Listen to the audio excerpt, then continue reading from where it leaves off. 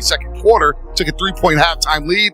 Then it was all Warriors from there. Absolutely, Bonte. This is a great win for the Warriors because the Clippers are the #1 offensively efficient team in the NBA. And the Warriors just held this team to 36% shooting from the NBA, from the field. Challenging every shot, keeping them off the free throw line. It always helps to be able to make shots so we can get back in transition.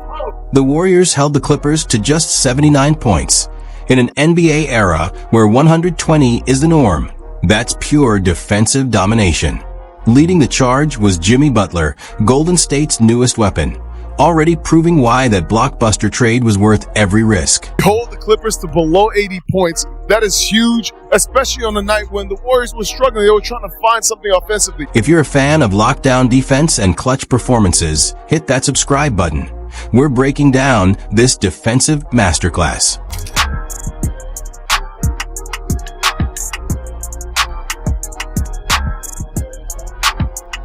This wasn't just another win, it was a statement. A declaration that when Jimmy Butler flips the switch, basketball turns into pure art.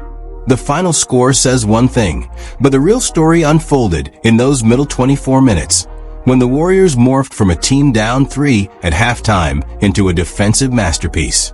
Butler poured in 21 points on 9 of 12 shooting, including 3 of 4 from deep. But here's the wild part. He barely moved in the first half, taking only 6 shots, almost as if he was studying the Clippers, decoding their every move, waiting for the perfect time to strike. And when he did, game over. He contested everything, shut down driving lanes, and kept the Clippers off the line. After the game, Butler's tone was calm, almost casual. But his performance?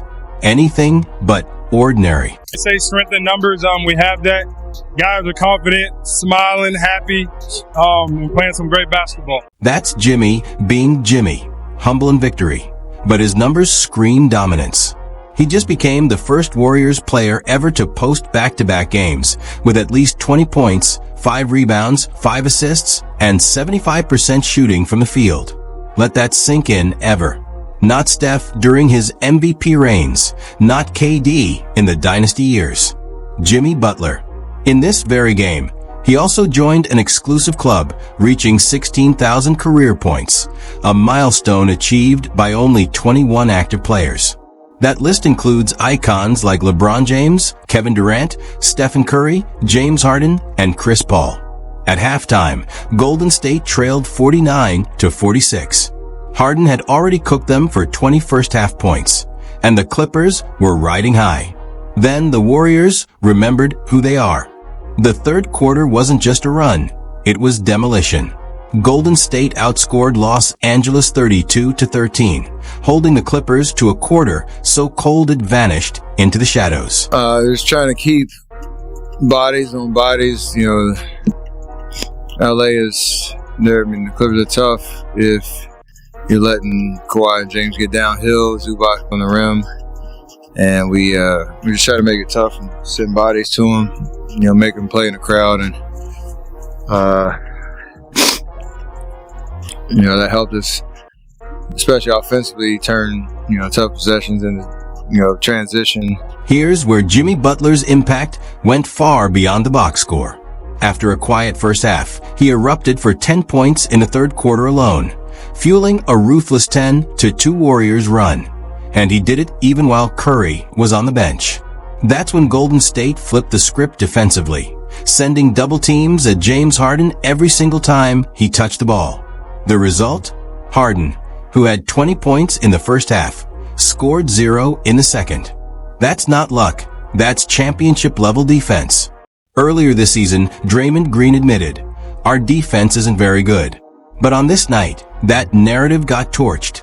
The Warriors held the Clippers to just 36.6% shooting and forced non-scorers like Derrick Jones Jr. and Chris Dunn to take uncomfortable shots, and they simply couldn't deliver. Meanwhile, Jonathan Kuminga turned into a defensive nightmare, switching seamlessly onto Kawhi Leonard and Harden, shutting down both.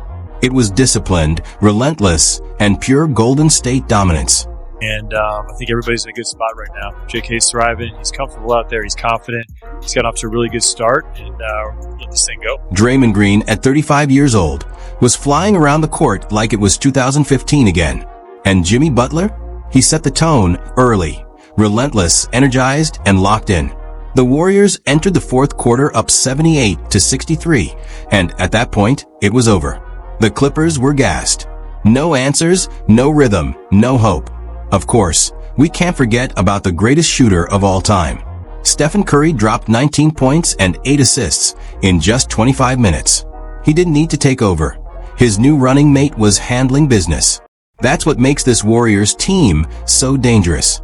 When Curry doesn't have to score 40 to win, and Butler can carry both the offense and the defensive tone, this team becomes a nightmare matchup for anyone. Brandon Pajicki added 12 points, and Quinton Post chipped in another 12 in a strong start. Suddenly, the Warriors' depth looks real, genuinely real. This wasn't a two-man show. Moses Moody came off the bench hitting threes. The second unit brought energy. And even when Curry sat, the team thrived. Late in the third quarter, Golden State outscored the Clippers 22-9 with Curry on the bench. You could feel it. This was different. One play summed it all up. Butler's slick bounce pass to Draymond Green in the fourth quarter that pushed the lead to 20. Chef's kiss. That's the kind of unselfish, high IQ basketball that wins championships. For the Clippers, this one stung. Kawhi Leonard finished with 18 quiet points, and Ivica Zubac had a respectable 14 and 13. But the game always felt like an uphill battle. Harden's second-half disappearing act, 0 points after halftime, raised major red flags. The Clippers fell to 2-2, but more importantly, they watched a Western Conference rival add something they don't have: a closer, a defender, and a culture changer in Jimmy Butler. The win lifted the Warriors to 4-1, and suddenly, this isn't just a feel-good comeback story. It's a threat, a legitimate, frightening threat in the Western Conference. Keep in mind, Golden State had lost 7 straight to the Clippers before this, a streak that stretched all the way back to November 2023. This wasn't just snapping a skid, it was a message to the league. The Warriors are back. Because when you have a 37-year-old Steph Curry still performing at an elite level, a re-energized Jimmy Butler who just hit a major career milestone, and a defense capable of holding the Clippers to 79 points, you're not rebuilding, you're contending. Jimmy Butler's journey has always been about perseverance.